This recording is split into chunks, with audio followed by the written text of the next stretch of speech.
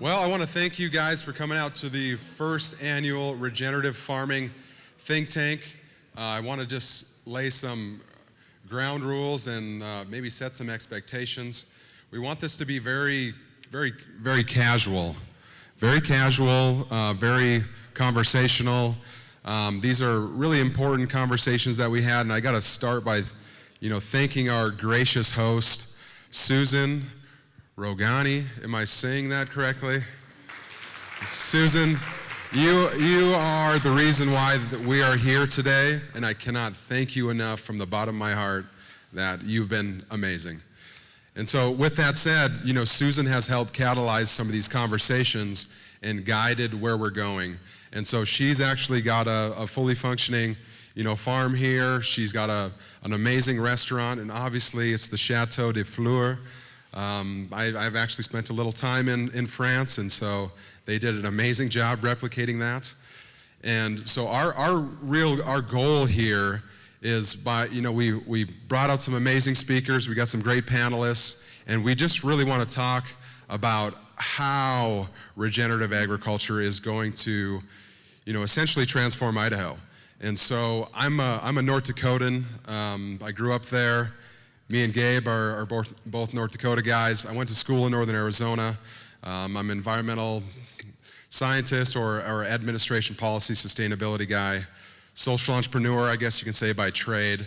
And so I've been doing events since about 2014. And they've culminated to, we used to do concerts and try to get headliners and publicity. And now it's like, all right, we need to have actionable sustainability. So we need to find people who are willing and motivated to take some action on these things. And so you guys here are that result of, 8 years of event planning and getting to the point where we feel like we can take actionable steps. And so I like to say, I'm the director of U.S. Energy. We're a social impact nonprofit. My father, executive director, he's down in Arizona. Actually had another event to be at down there, but he's a tribal member, and we go by the SEEDS principle of sustainability, energy, education, diversity, and synergy, and basically how all those work together. So you have to plant seeds to grow community, and our green thumb is regenerative ag. And so I have the pleasure of sitting on, I call him the Big Bambino, the Colossus of Clout, Gabe Ruth. I sit on his board with the Soil Health Academy, and he's really kind of nestled me under his wing and said, the train is going this way, and or we like to say the snowball is now rolling downhill. That's, North Dakota and long winters, you always got, you have to have a snow joke in there at some point in time. But we're going to have a super simple agenda today. We had our little meet and greet, and I want to thank you guys for all coming out again. We're talking about the mission and vision of where we think regenerative ag is going to go here in Idaho and in the region. We're going to have them come up and talk about that. Gabe's going to really ideally talk about the common grounds for common good. And if there's one kind of profound moment that I had this past week, is that humanity has never come together for common good. Ever. Humanity only comes together for common bad. And so we need to change that. And so that's one of the things that we think that food is really the starting place to have these conversations. I worked in oil and gas. I've worked in tech, business development things. And so if you look at all the problems that we're facing, where can we find common ground? And it's the 1.5% of farmers and ranchers that really feed the machine, you could say, feed all of us. In the 50s, I think that was 25% of the population was doing that. And so there's a tremendous pressure and a tremendous responsibility that the farmers and ranchers feel. And we all know that with all the challenges that we're facing, whether it's internationally, geopolitically, we have a tough road to hoe, for the lack of a better term. And so we believe in the 3 C's. So collaboration, cooperation, and intergenerational communication is the key that we feel is going to lead this transition. I have a 17-year-old brother. I have a 22-year-old sister. I I have a 28-year-old sister, I'm 35, and their quality of life has gone down in the last decade. And if we're looking at trajectories, we need to change that. And if I had to give an example or a political statement, it would be not left, not right, forward. And so we would ask you guys to leave your politics outside, because as you can see in DC, that is not working. And we have work to do. And so it's either we're going to do the work later or we can start now. Either way, the work's got to be done. And the future generations are probably the smartest humans on the planet. We can debate whether the information they're consuming is good or bad, but my little brother is brilliant. And so I know a lot of young people who are brilliant as well, but we need to build a bridge to those older generations who have the resources, the wherewithal, the know-how to empower them to solve our problems. And that's really what we're doing. So with this event here, there's 3 things people have to give, and we don't need all of them, we just need one of them. So you have time, you have talent, or you have treasure. Some people have all 3, but we really just need one. So if you're trying to continue this dialogue beyond this, we're going to have some surveys that we're handing out. And we'd like to know, how you'd want to help. And if you don't want to help, that's fine. We're glad you're here either way. But we're going to be continuing moving forward. So a little bit of, I think I talked a little bit about us. In our 5 pillars, agriculture is the first one where we start at. And that's about 20% of it's actually more of our time right now, really diving into that and really seeing Idaho and North Dakota as really agricultural states. My background, in energy or oil and gas, I've seen how a boom can affect a region. An agricultural community that has for the lack of a better word, a terraform that happens into an industrial complex. Once that transition once that happens, it's very hard to change back. And so Idaho is experiencing a boom, and Boise, the Treasure Valley, is booming right now. And so it's critically important to have these conversations of where is Idaho going in the next 5 to 10 years, because ag land is being swallowed up. Developers coming in, farmers, an example would be for every 5 75-year-old farmers, there's 1 25-year-old farmer. So that succession plan is not there. And so we need to step up and get these things rolling now, otherwise the consequences will be tremendous. And so with that said, I'm going to stop talking and bring the man of the hour in, my friend, mentor, colleague, Mr. Gabe Brown. Please give a round of applause here.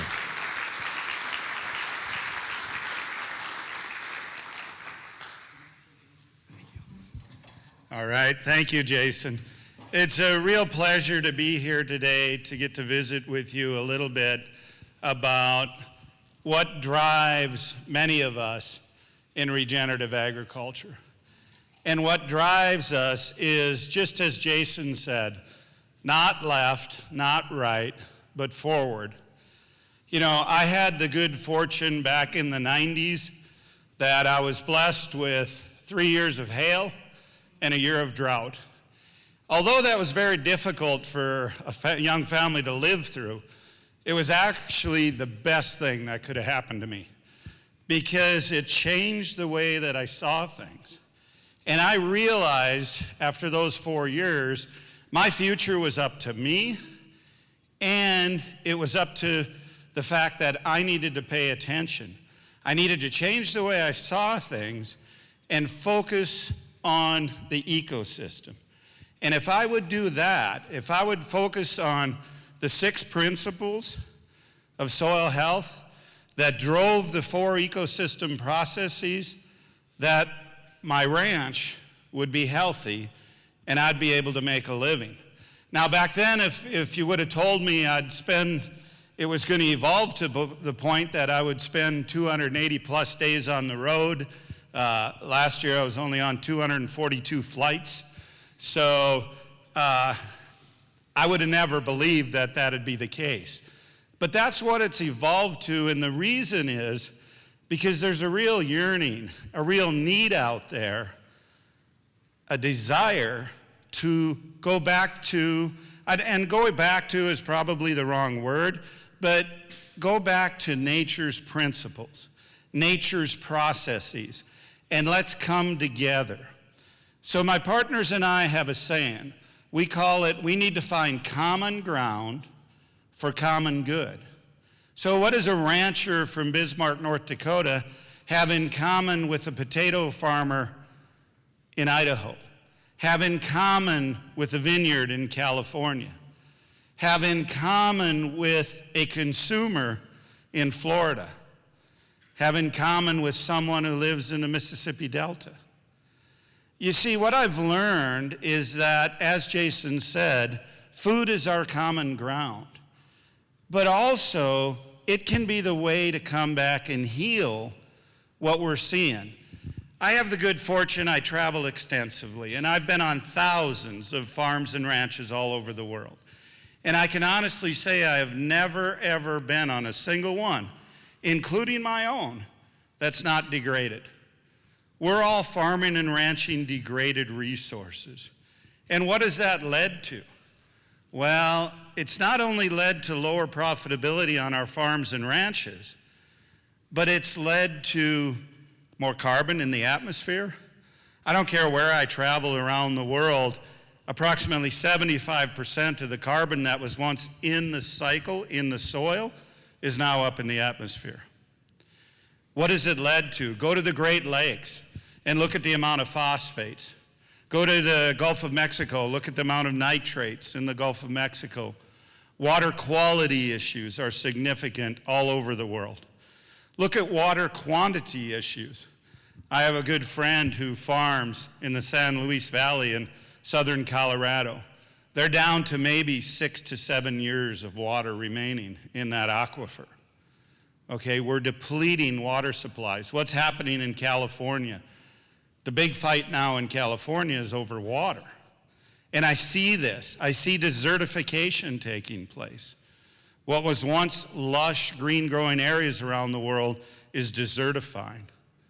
Okay? The other thing I'm seeing that is not often talked about is we have plenty of food in this world.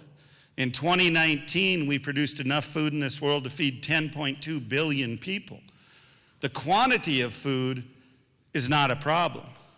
The problem lies in the nutrient density of that food. You know, look at the United States. We're very wealthy. Yet, look at where we're at for health care. We spend more on health care per capita than any other country in the world. United States is at the top or near the top in ADD, ADHD, Parkinson's, Alzheimer's, autoimmune diseases, cancer, and the list goes on. Why is that? Fact of the matter is, it's because we no longer produce food, we produce food-like substances, okay? So how do we heal all these things? How do we start addressing them? This is what drives me and my partners now is we realize that through regenerative agriculture, we can find common ground for common good. You see, I firmly believe that those of us in society, we can agree on 80+% of the things. What do we tend to do? We tend to fight about those 15 or 20% of the things we don't agree on. Let's forget about those. Let's come together as a society and work on common ground for common good. And we do that by practicing regenerative agriculture, by supporting regenerative agriculture. Supply chains out there need to source their products from farmers and ranchers who are implementing these regenerative principles. If we do that, we can significantly mitigate climate change. We can clean up our water. We can increase the quantity of water that can be infiltrated. We will also improve the water cycle. We're actually seeing places in the desert be regreened because of these regenerative practices. We can increase profitability on our farms and ranches, thus helping to revitalize these rural communities. And in my heart, one of the most important is we can truly begin to produce nutrient-dense food and have a positive impact on human health. Thank you.